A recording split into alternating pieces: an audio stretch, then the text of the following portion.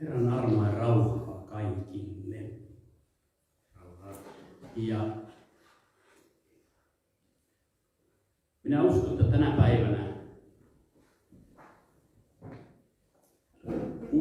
tänä päivänä pyhänkin koskettaa meitä erityisellä tavalla. Puhelintekniikka, tämmöinen mielenkiintoinen soijon välillä. Mutta ei siinä mitään. Jatketaan.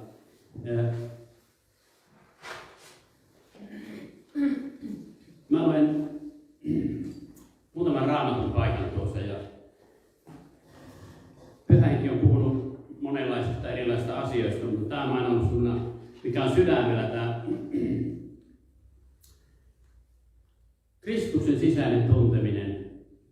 Ja mä luen täältä Habakukista. Habakukin 2. luvusta.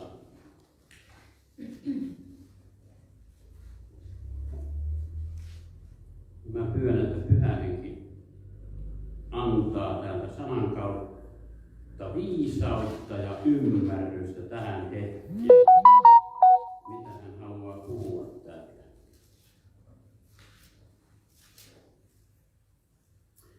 Habakukki. Minä seison vartiopaikallani, asetun varustukseen ja tähystän, nähdäkseni mitä hän minulle puhuu. Mitä hän valitukseeni vastaa. Ja Herra vastasi minulle ja sanoi, kirjoita näky ja piirrä selvästi tauluihin, niin että sen voi juostessa lukea. Tai kun juoksee, niin voi lukea samalla sitä. Sillä näkyy odottaa aikaansa, mutta se rientää määränsä päähän, eikä se petä. Jos se viipyy, odota sitä, sillä varmasti se toteutuu, eikä se myöhästy. Ja jos meillä on näkyy, tai Jumala antaa meille monenlaisia näkyjä, tämä Habakukki oli tuskissaan, kun se näki, kun kansa eli synnissä.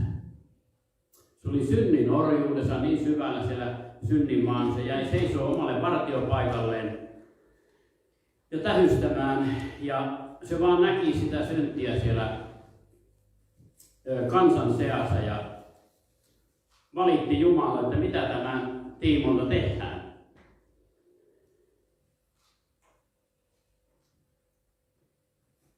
Ja Herra vastasi hänelle, kirjoita näky ja piirrä selvästi tauluihin niin, että se voi juostessa lukea.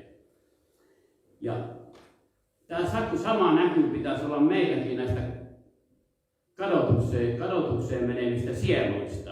Ja samanlainen tämä Suomen kansa. Suomen kansa on, tai niin Suomen kansakin ja kaikki kansat tänä päivänä, niin ne elää semmoisessa pimeydessä, synnin sumussa. Että meillä on ihan samanlainen, meidän täytyy saada se näky sydämelle, että me huudamme Herran puoleen, että tämä kansa kääntyisi Jumalan puoleen. Että tämä kansa kääntyisi elävän Jumalan puoleen. Että Jumalan voima saisi niin vaikuttaa siellä rukouksien ja sen etsimisen kautta, kun me etsimme Herran kasvoja, niin Jumalan Pyhä Henki vaikuttaa. Kun me rukoilemme ja etsimme, Jumalan Pyhä Henki vaikuttaa, että täällä kansassa tapahtuu se, että ihmiset alkaa etsimään Jumalaa, etsimään elävää Jumalaa. Ja tämä näky saisi olla niin selvästi meidänkin jokaisen sydämensä, että todella me rukoiltaisiin ja etsittäisiin Herraa. Ja erityisesti se näkyy, että me nähtäisiin Jeesus Kristus meissä elävänä. Eli tämä näky olisi myös se, että etsikää ensin Jumalan valtakuntaa, etsikää ensin Jumalan kasvoja, etsikää ensin, se olisi kaikkein tärkein päämäärä jokaisella, että me etsisimme Jumalaa. Jos meiltä puuttuu tämä näky, me ihan samalla ollaan menossa harhaan. Jos meidän koko ajan sydämessä se näkyy. Ja näkyy siitä, että Jeesus olisi meidän näköpiirissä koko ajan. Me sydämessään ajateltaisiin sydämessään käännyttäisi aina Jumalan puoleen. Ja me saadaan monenlaisia näkyjä Jumalalta. Jumala antaa ilmestyksiä ja näkyjä meille, mutta semmoisen näyn palvelutyöstäkin Jumala voi antaa meille, tai hän antaakin siitä tehtävästä, mihin hän on meidät kutsunut. Sekin on näky. Jumala antaa meille siihen sen näyn. Ja se on ihan samanlainen, jos me emme etsi ensin Jumalaa ja Jumalan valtakuntaa ja hänen vanhurskauttaan, niin tämä näky voi jäädä toteuttamatta. Kun me etsimme Jumalaa, niin hän antaa kaiken meille, mitä ikinä me tarvitaan. Hän täyttää sen näyn, mikä meillä on. Hän toteuttaa sen meidän kautta. Mutta meidän on tehtävä sen eteen töitä, että me etsimme koko sydämestä. Mutta hän tulee riisumaankin meitä kylläkin. Hän riisuu meistä kaiken sen pois, mikä estää sen näyn toteutumasta, estää sen Jumalan tuntemisen, koska Jumala on pyhä Jumala.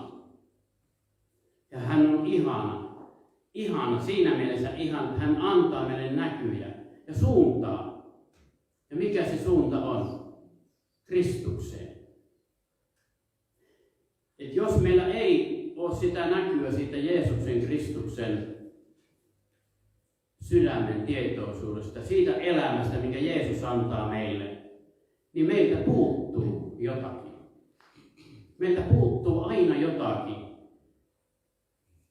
jos me emme oikeasti koko sydämestä etsi Jeesusta.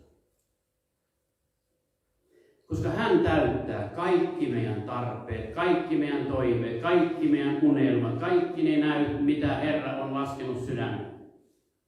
Ne on Kristuksessa. Ne on Kristuksen elämänsä, joka on meissä. Koska hän on kaikki kaikessa. Ja hän tahtoo meidän sydämeen. Hän tahtoo sen sydämen kokonaan. Hän haluaa vallottaa meidät. Hän haluaa antaa kaiken sen, mitä me ikinä voisi edes kuvitellakaan. Ja se on tämä ristiinnaulittu Kristus. Että meillä olisi näky siihen ylösnouseeseen Kristukseen. Samanlainen näky siihen, että meidän vanha ihmisemme on ristiinnaulittu Kristuksen kanssa.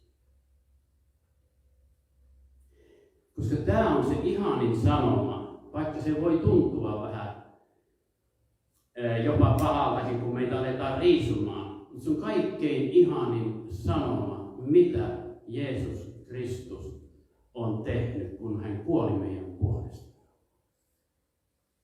Hän myös elää.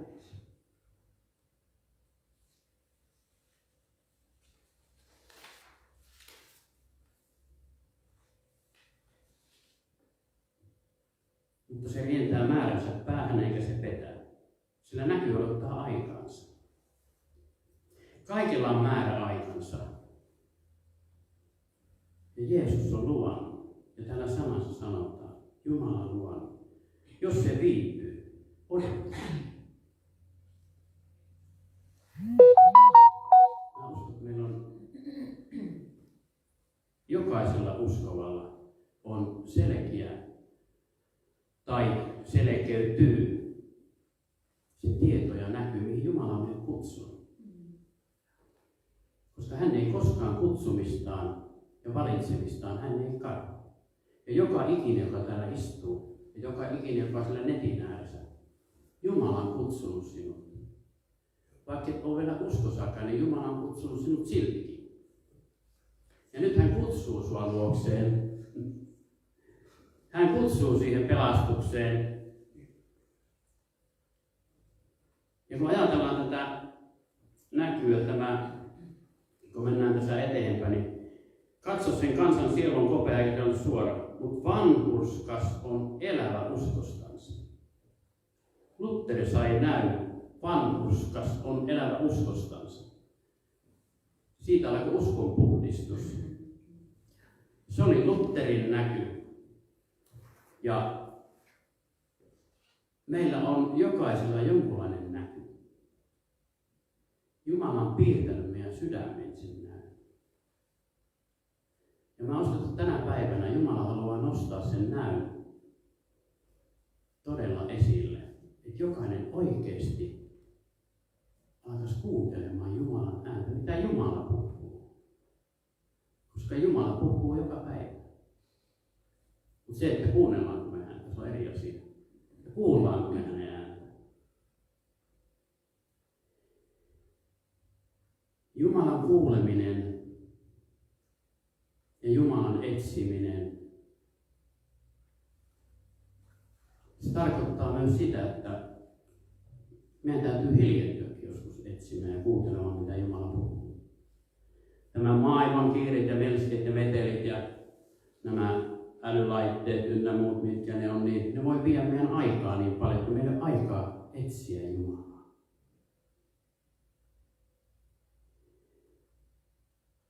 Mutta nekin on sellaisia asioita, että niitä voi pyytää, että Isä, näytä, mitkä on sellaisia asioita, mistä sä haluat ottaa sen ajan. Tai näyttäisi meille, että mikä olisi se aika, tai mistä me voitaisiin luopua. Että me voitaisiin etsiä Jumalaa.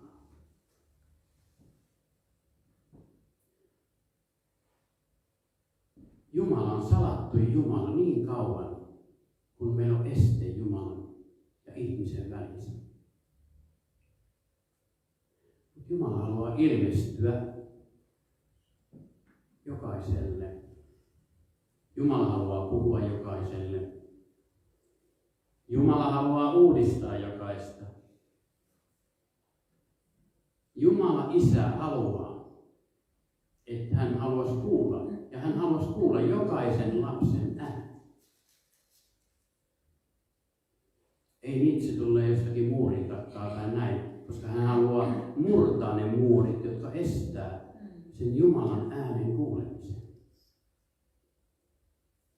Jos meillä on jalo Jumalan puoleen, Jumala antaa löytää itsensä. Hän antaa varmasti löytää itsensä. Täällä sanotaan, että jos se viipyy, odota sitä. Voi odottaa Jumalaa. Jumala kyllä odottaa. Ihan varmasti odottaa.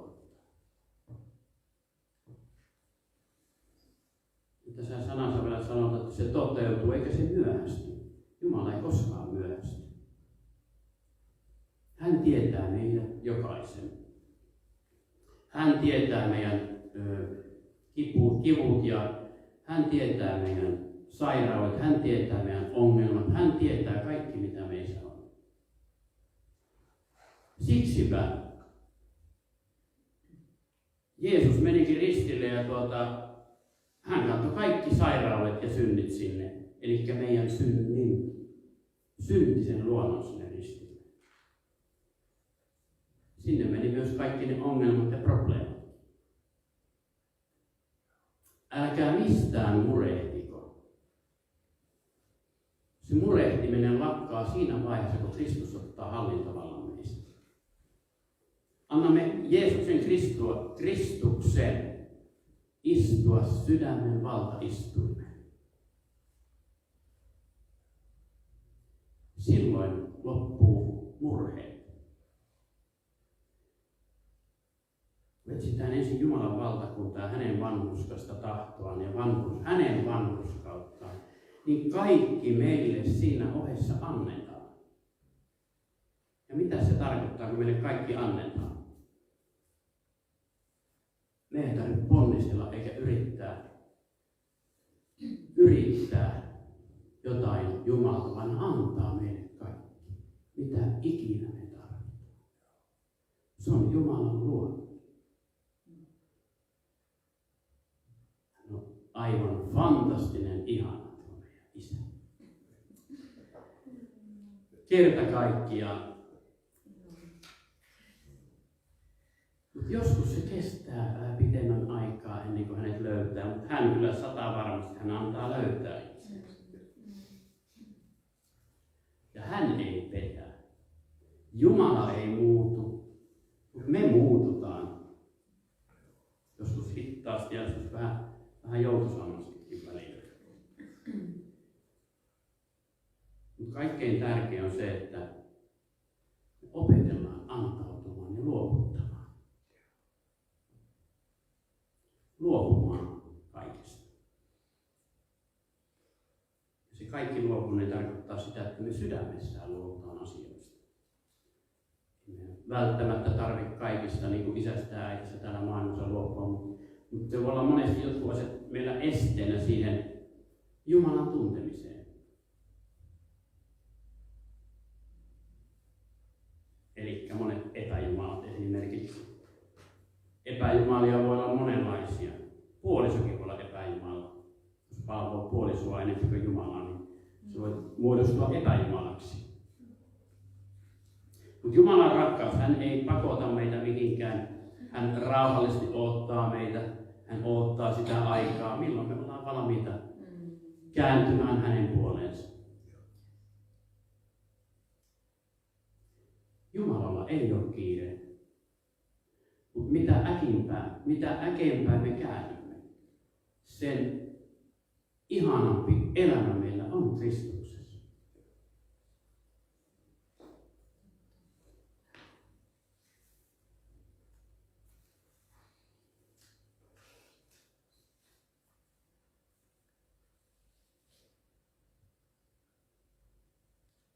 Filippiläiskirje 3:12. Ei niin, että olisin sen saavuttanut tai että jo olisin tullut täydelliseksi, vaan minä riennän sitä kohti, että minä sen omakseni voittaisin, koskapa Kristus Jeesus on voittanut minut.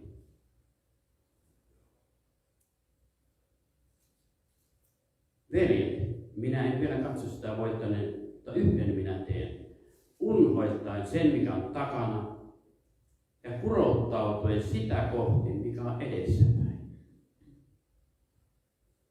Minä riennän kohti päämäärää, voittopalkintoa, johon Jumala on minut taivaallisella kutsumisella kutsunut Kristuksessa Jeesuksessa. Lopullinen voittopalkinto on siellä, kun meidät kirkastetaan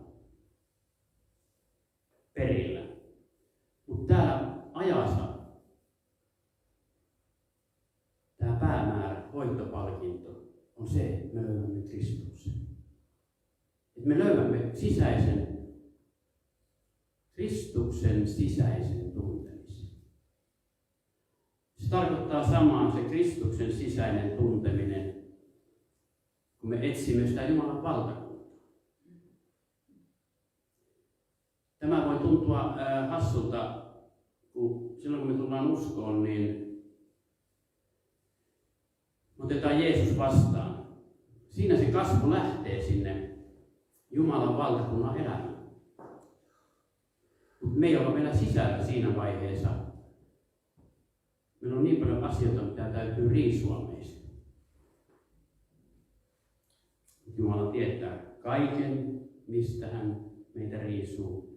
Ja hän haluaa viedä meidät siihen päämäärään, siihen Jumalan valtakunnan elämään, minkä voi kokea täällä maan päällä jo.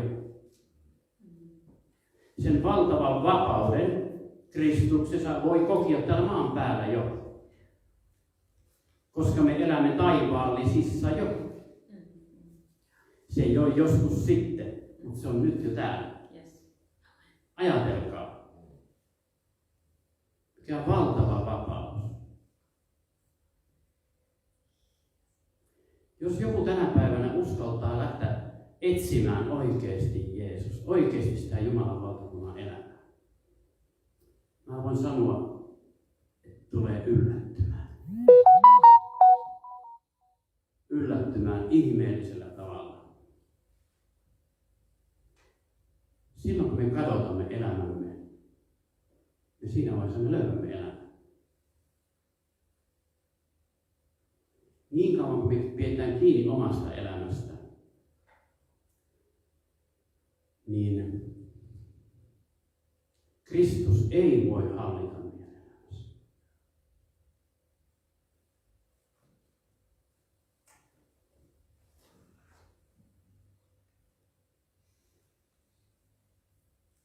Ja mielenkiintoinen tuo kolossalaiskirjeen paikka. Nämä on tullut niin rakkaasti nämä Raamatun paikat määrät, että sieltä Pyhä Henki on puhunut niistä ja hän on antanut niihin jonkunnäköistä ymmärrystä ja koko ajan saa kasvaa siinä ymmärryksessä. Ja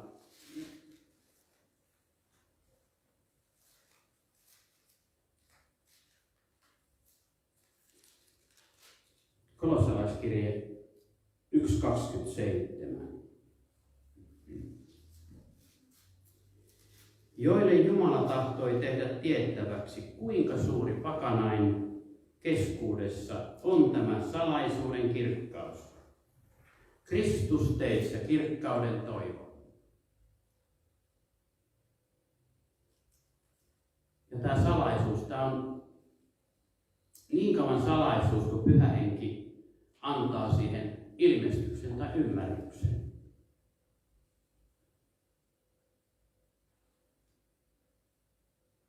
Ja kun tähän saa, tai Pyhä Henki antaa tähän kirkkaan ymmärryksen, tähän Kristuksen meissä asumisesta, niin mä uskon, että meillä on sama tehtävä, mikä Paavalillakin oli. Hän sai kirkkaan ilmestyksen tästä.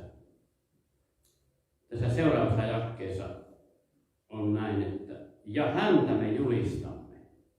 Siis ristiinnaulittua Kristusta. Neuvoen jokaista ihmistä. Ja opettaen jokaista ihmistä. Kaikella viisaudella. Asettaaksemme esiin jokaisen ihmisen täydellisenä Kristuksessa. On mielenkiintoinen.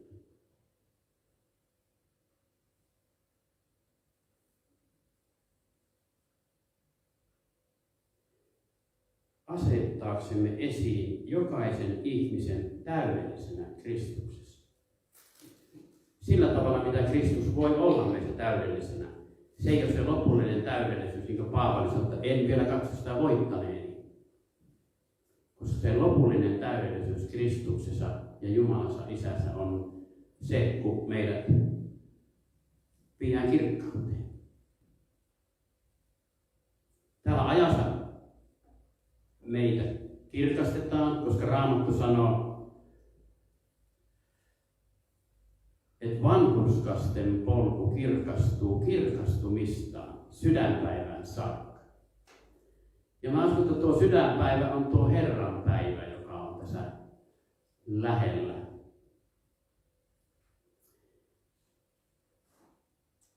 Ja mä uskon sen, että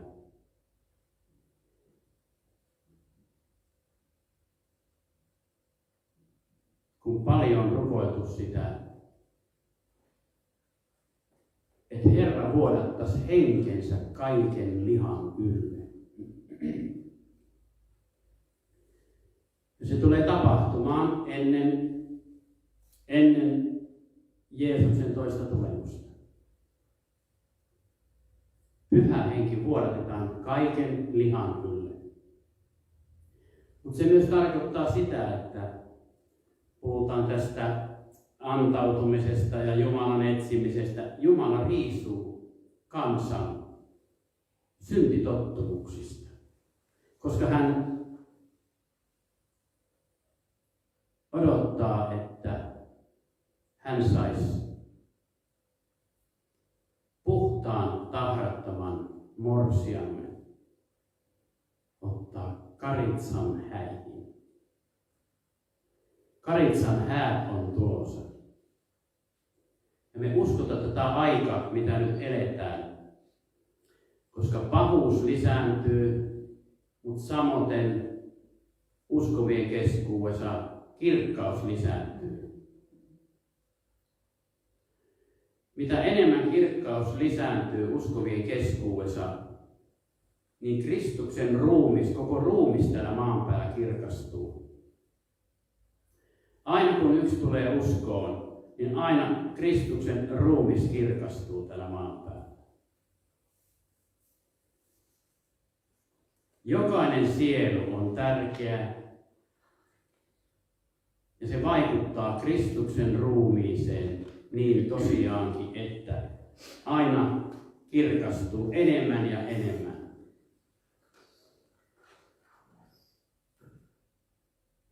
Jokaisessa se valo lisääntyy, jokaisen uskovan kohdalla, joka siellä kuunteleekin tätä. Mitä enemmän antaudumme Pyhän Hengen käsittelyyn, sitä enemmän Kristuksen ruumis kirkastuu. Sitä pikemmin Jeesus tulee hakkeen omaksi. Mitä enemmän puhdistusta tapahtuu, sen kirkkaammaksi ruumis tulee. Ja minä uskon siihen, että Jeesuksen tuleminen ei ole kaukana. Niin paljon on profeetioita ollut, monenlaisia ennusteita ja merkkejä on maalla ja ilmassa ja merellä ja joka puolella ja uskovien keskuudessa. Niin tämä tulee tapahtumaan pian. Mutta nyt on aika kuitenkin vielä meidän rakastaa toisiamme. Rakastaa toisiamme, lähimmäisiä Kristukselle. Rakastaa sillä rakkaudella, minkä Pyhä Henki on vuodattanut meihin, sillä Jumalan rakkaudella. Niin sillä rakastetaan lähimmäisiä, Jumalan valtakuntaa. Ja mä uskon tänä päivänä täällä seurakunnassa, ketä meitä on pieni porukka läsnä, ja siellä netin ääressä. Mä uskon, että nyt on se aika, jolloin Pyhä Henki koskettaa meitä, teitä, jokaista erityisellä tavalla. Meillä on monenlaisia sairauksia, on ongelmia, on mielenterveysongelmia, on alkoholiongelmia, huumeongelmia. Mä uskon, että nyt Herra varustaa tätä uskovien porukkaa siihen, että etsitään ne kadonneet lampaat, jotka on vielä tuolla ulkopuolella. Jotka on monenlaisissa ongelmissa, ahdistuksissa, tuskissa, peloissa, että voitaisiin olla tukena ja turvana heille. Vietäisi Jeesus Kristus heidän lähelle. Vietäisi sillä tämä temppeli semmoiseen paikkaan, että rukoillen kuljettaisiin, että Pyhä Henki veisi meitä semmoisiin paikkoihin, mihin hän haluaakin meitä viedä. Että voisimme alistua sen Jumalan ihanaan tahtoon, että Jumala voisi vaikuttaa meissä sen tahtomiseen ja tekemiseen. Ettei me omassa voimassa lähdettäisi niitä asioita tekemään touhumaan. Siinä tulee väsyviä. Mutta kun me annetaan Pyhän Hengen johtoon joka sekunti meidän elämästä ja elettäisiin siinä nyt hetkessä, koska muuta hetkiä ei olemassakaan kuin nyt hetki. Koska ei ole eilistä eikä huomista, ei ole olemassakaan. Mehän eletään vaan nyt. Emme voi tietää, mitä huominen tuo tullessaan. Niin turhaahan siitä murehtii sitten tänne. Mutta sen takia on erittäin tärkeää meidän omaisten puolesta, rukoilla läheisten puolesta, koska rukous on valtava ase. Rukouksessa on valtava muuttava voima. Rukous, sekin on lahja. Kaikki, mitä meissä on lahjaa. Tämä elämäkin on lahja. Tämä on Jumala antanut meille tämän elämän. Ja ajatelkaa, me ollaan etuoikeutetussa asemassa. Me saamme vaeltaa maailman kaikkeuden ihanimman luojan Isän läsnäolossa. Ajatelkaa, me ollaan Jumalan lapsia, Jumalan poikia ja tyttöjä. Ja kuinka ihana se on, kun tietää olevansa pelastunut. Ja jos joltakin puuttuu pelastusvarmuus vielä, niin sitä voi rukoilla ja pyytää, että Isä antaa pelastusvarmuuden. Jos me ollaan epävarmoja siitä, niin me ollaan myös epävarmoja siitä, että voimme kertoa kenellekään Jeesuksesta. Mutta kun Pyhä Henki antaa meille semmoisen ihanan varmuuden siitä, että me ollaan pelastuneet, silloin me uskalletaan kertoa siitä toiselle.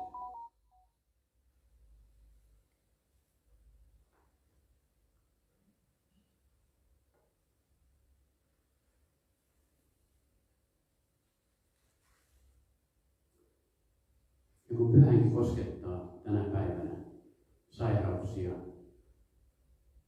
selkäsairauksia, olkapääsairauksia, ottakaa vastaan parantuminen, koska Jeesuksen verihaavan kautta me olemme jo parantuneet. Meidän täytyy uskossa ottaa vastaan se parantuminen. Jos on vatsasairauksia, migreeniä,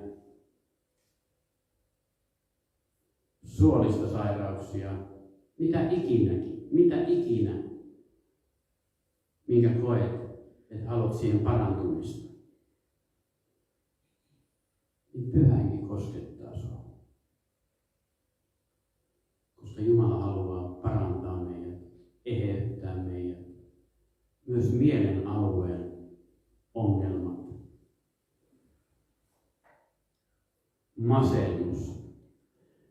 Masennuksen henki. Sen masennuksen henki ajetaan ulos Jeesuksen Kristuksen nimessä, jos jollakin on masennusta.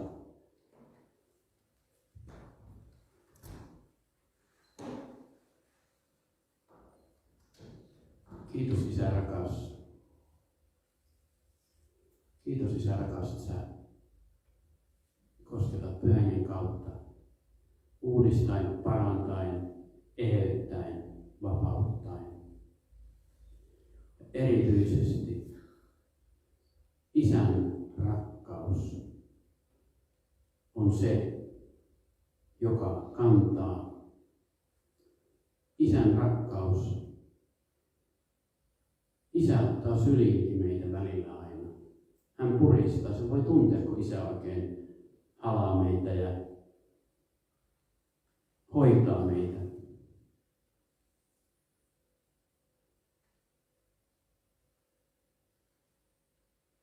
Kiitos Pyhä Henki.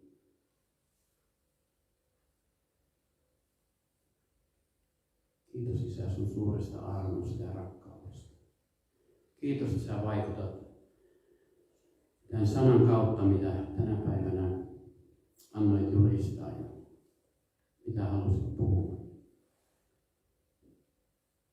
Kiitos, että jokaisen sydän saa avoin ottaa vastaan sen sanan niin, että se sana saa vaikuttaa ja se sana saa parantaa, eheyttää.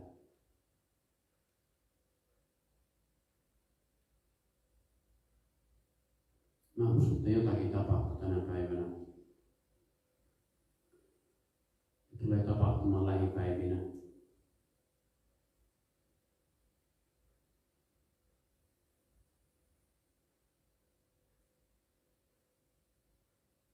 Kiitos Isä.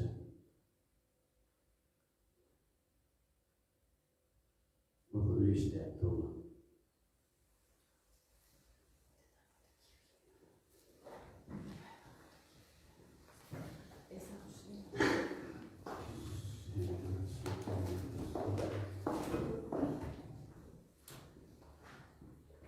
Kiitos Isä. Jeesuksen Kristuksen nimeen olkaa siunatut siellä puhelimien ja netin ääressä. Ja ylistäjät jatkaa tuota. Ylistetään ja palvotaan Herraa. Kiitos Isä. Jeesuksen nimessä. Aamen.